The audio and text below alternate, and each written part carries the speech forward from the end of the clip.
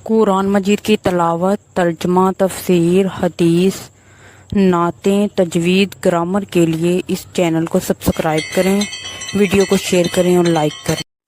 نحمدہ ونصلی علی رسولہ الکریم، اما بعد، فاعوذ باللہ من الشیطان الرجیم، بسم اللہ الرحمن الرحیم۔ آج کا ہمارا موضوع گفتگو ہے ظلمت زار جہاں میں تجلیات نبوت۔ چھٹی صدی عیسوی بالاتفاق تاریخ انسانی کا طریق ترین دور تھا۔ صدیوں سے انسانیت جس پستی کی طرف جا رہی تھی، چھٹی صدی عیسوی میں وہ اس پستی کی انتہا کو پہنچ گئی تھی۔ انسان اپنے رب کو مکمل طور پر فراموش کر چکا تھا، اپنے انجام سے بالکل بے فکر اور بے خبر تھا اور اچھے برے کی تمیز سے محروم ہو چکا تھا۔ جو چراغ پیغمبروں کی دعوت سے روشن ہوئے تھے، وہ حالات و حوادث کی زد میں آ کر یا تو بجھ چکے تھے یا گھٹا ٹوپ اندھیرے میں اس طرح ٹمٹما رہے تھے کہ ان میں سے چند معبود شناس دل ہی روشن تھے۔ دیندار اشکال، ضعفاء اور تلاش حق کا جذبہ رکھنے والے زندگی کے میدان سے کنارہ کش ہو کر خانقاہوں اور غاروں کی تنہائیوں میں پناہ گزیر ہو گئے تھے، اور جو باقی رہ گئے تھے انہوں نے ملوک و امراء سے ساز باز کر لی تھی۔ وہ ان کی ناجائز خواہشات پر مہر تثبیت لگاتے اور ظلمانہ نظام سلطنت میں ان کے دست راست بن کر ان کی قوت و دولت سے ناجائز فائدہ اٹھانے میں ان کے شریک بن گئے تھے۔ رومی اور ایرانی اس وقت مشرق و مغرب کے سیاہ و سفید کے مالک بنے بیٹھے تھے۔ وہ دنیا میں ہر قسم کی خرابی اور فساد کے علمبردار تھے۔ ان کے افراد عیش و عشرت میں غرق تھے، جیسا کہ شاہ ولی اللہ محدث دہلوی نے لکھا ہے۔ جب ایرانی اور رومیوں کو مختلف اقوام پر حکومت کرتے صدیاں گزر گئیں، انہوں نے دنیاوی زندگی ہی کو اپنا مقصد بنا لیا، آخرت کو فراموش کر بیٹھے اور شیطان ان پر غالب آ گیا، تو ان کی زندگی کا حاصل یہ بن گیا کہ عیش کے دن گزاریں۔ چنانچہ ان میں سے ہر شخص داد عشرت دینے لگا۔ ان کے اس طرز زندگی کو دیکھ کر دنیا کے ہر گوشے سے حکماء و دانا ان کے گرد جمع ہونے لگے، جو ان کے لیے سامان عیش مہیا کرنے کی غرض سے نئے نئے اسباب زینت کی ایجاد و اختراع میں مصروف ہو گئے۔ سرمایہ پرست امراء کا یہ حال ہو گیا تھا کہ جب کسی کے پاس 1,00,000 کی کم مالیت کا پٹکا اور کلا ہوتا تو اسے بخیلی کا طعنہ دیا جاتا تھا۔ ایسے ہی جس کے پاس سرب فلک، عالیشان محل، اعلیٰ درجے کے آبزن، نہانے کے ٹب، نفیس حمام، نظر افروز پائیں، باغ سواری کے نمائشی جانور، خدمت کے لیے خوبصورت غلام اور حسین باندیاں، طرح طرح کے کھانوں کے وسیع دسترخوان اور عمدہ لباس نہ ہوتے تو اسے بھی آر دلائی جاتی تھی۔ یہ سب باتیں ان کی زندگی کے لوازم بن گئے تھے۔ بادشاہوں اور امیروں کی اس عیاشانہ زندگی سے بہت سے خطرناک معاشی اور سماجی امراض پیدا ہو گئے، جو معاشرت کے ہر شعبے میں داخل ہو گئے۔ ان سے شہری محفوظ رہا نہ کوئی دیہی باشندہ، امیر نہ غریب۔ اس ہمہ گیر مصیبت کا سبب یہ تھا کہ سامان تعیش کثیر زر و مال صرف کیے بغیر حاصل نہیں ہو سکتا تھا۔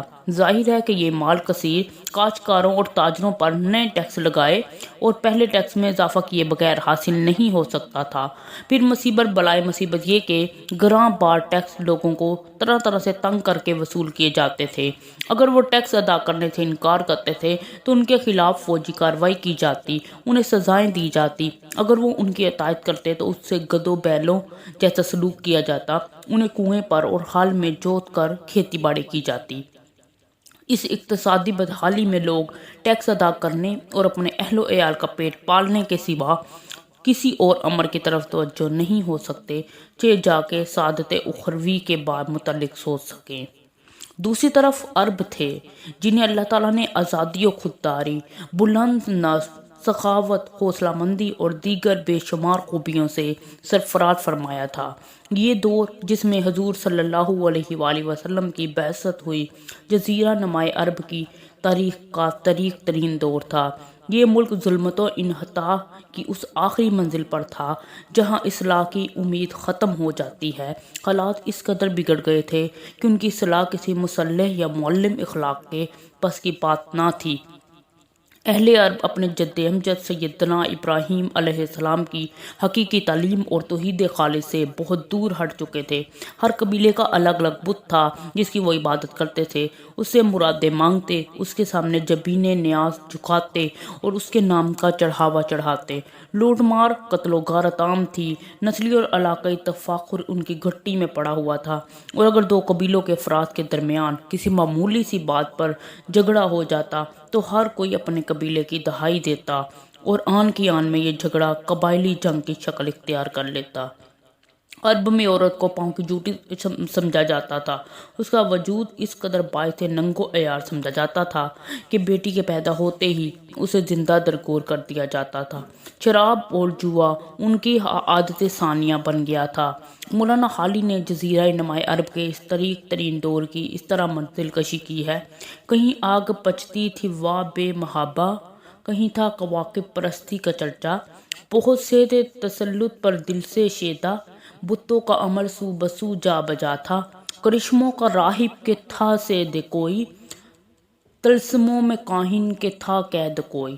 وہ دنیا میں گھر سب سے پہلا خدا کا، خلیل ایک معمار تھا جس بنا کا، ازل میں مشیت نے تھا جس کو طاقہ کہ اس گھر سے ابلے گا چشمہ ہدی کا۔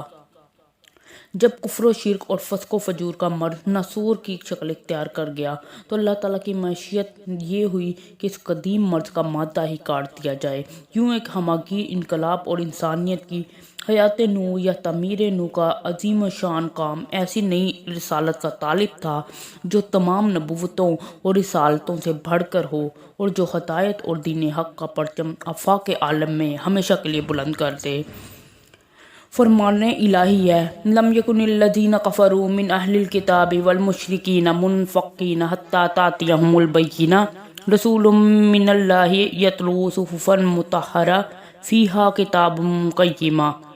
اہل کتاب کے بعد کافر اور مشرکین رکنے والے نہ تھے یہاں تک کہ ان کے پاس واضح دلیل آ جائے، اللہ کی طرف سے ایک رسول جو پاکیزہ صحیفے پڑھے جن میں درست اور متعدل احکام ہوں۔ اس میں کوئی شک و شبہ نہیں کہ اللہ تعالیٰ کے رسول صلی اللہ علیہ وآلہ وسلم کی بعثت کی جہاں شدید ضرورت تھی وہاں یہ اللہ تعالیٰ کا ایک عظیم و شان احسان بھی تھا۔ اللہ تعالیٰ نے نہایت خوبصورت انداز میں اہل ایمان پر اپنا یہ احسان جتاتے ہوئے فرمایا: لقد من اللہ علی المؤمنین اذ بعث فیہم رسولا من انفسہم یتلو علیہم آیاتہ ویزکیہم ویعلمہم الکتاب والحکمہ وَإِن كَانُوا مِن قَبْلُ لَفِي ضَلَالٍ مُبِينٍ۔ بے شک اللہ تعالیٰ نے مومنوں پر احسان کیا جب انہی میں سے ایک رسول بھیجا جو انہیں اس کی آیتیں پڑھ کر سناتا ہے اور انہیں پاک کرتا ہے اور انہیں کتاب اور حکمت سکھاتا ہے، اور بے شک وہ اس سے پہلے کھلی گمراہی میں تھے۔ اب موضوع یہ ہے کہ بعثت نبوی کے لیے عرب کا انتخاب ہی کیوں ہوا؟ اللہ تعالیٰ کا فرمان ہے: اللہ عالم حیث یجعل رسالتی، اللہ زیادہ بہتر جانتا ہے کہ اپنی رسالت کا کام کس کو سونپے۔ تہذیب و تمدن کا عروج فرد اور سماج کے قواعد عمل بیکار کر دیتا ہے۔ 6 صدی عیسوی کی متعامل قوموں کو دیکھیں تو نظارہ صاف دکھائی دیتا ہے۔ ہندو میں اجنتا کے غار، دیوتاؤں کے مجسمے، چین میں گوتم بدھ کا چرچا اور اونچے اونچے پگوڈے، مصر میں مومیا سازی، عبد الاہل کا مجسمہ اور جادوگری کے کمالات، یونان میں علوم فلسفہ کی گرم بازاری اور عیش کوشی کے ٹھکانے، اور ایران کے آتش کندے ایک ایسی تہذیب کے آئینہ دار تھے جن پر تھکن، ازمہال اور زوال کے آثار نظر آتے تھے۔ حکام دولت کی ریل پین میں مست تھے، عیش و عشرت میں ڈوبے ہوئے تھے، عوام کو کوئی پوچھنے والا نہ تھا، انہیں جہالت، فکری مغالطوں اور عملی گمراہیوں کے نتائج و عواقب نے گھیر لیا تھا۔ اس تناظر میں جزیرہ نمائے عرب کو دیکھا جائے تو وہ تہذیب و تمدن کے منفی اور مہلک اثرات سے پاک نظر آتا ہے۔ یہ ایسی فضا تھی جس نے عربوں کے فضائل و محاسن خوب نکھار دیے تھے۔ عربوں کا سارا تہذیبی سرمایہ بادیہ پیمائی، تلواروں کی جھنکار، تیروں کی سنسناہٹ اور معصوم بچیوں کے دف کے سوا کچھ نہ تھا۔ اسی ماحول کی بدولت عرب بہت سی خرابیوں سے محفوظ اور بہت سی خوبیوں سے متصف تھا۔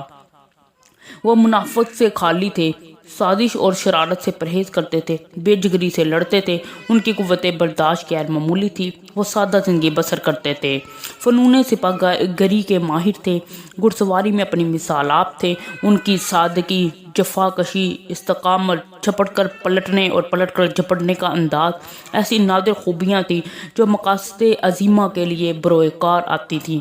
ہر چند وہ کفر و شرک کی نجاست سے آلودہ تھے، لیکن ان کی یہ خوبی لاجواب تھی کہ جب حق بات آئے ان کی سمجھ میں آ جاتی تو پھر اس کے لیے کٹ مرنے پر تیار تھے۔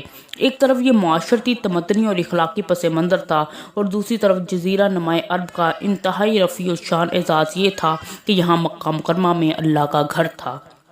اسے سیدنا ابراہیم اور اسماعیل نے اس لیے تعمیر کیا تھا کہ توحید کا مرکز اور اللہ تعالیٰ کی بندگی کی جلوہ گاہ بن جائے۔ پس اللہ تعالیٰ نے کرم فرمایا اور اسی سرزمین عرب کو دعوت الہی کا منبع بنانے کے لیے مکہ مکرمہ میں حضرت محمد صلی اللہ علیہ وسلم کو بھیجا تاکہ آفتاب رسالت کی کرنیں اسی زمین سے سارے عالم کو روشن کریں۔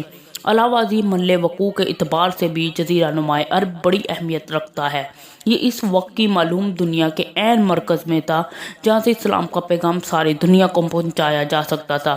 براعظم ایشیا، یورپ اور افریقہ کے تمام تجارتی قافلے یہیں سے گزرتے تھے اور مختلف ممالک کے لوگ ایک دوسرے سے ملتے اور تبادلہ خیال کرتے تھے۔ اس لیے اللہ تعالیٰ نے اس مقدس سرزمین کو تجلیات اسلام پھیلانے کا مرکز بنا دیا۔ صدق اللہ العظیم۔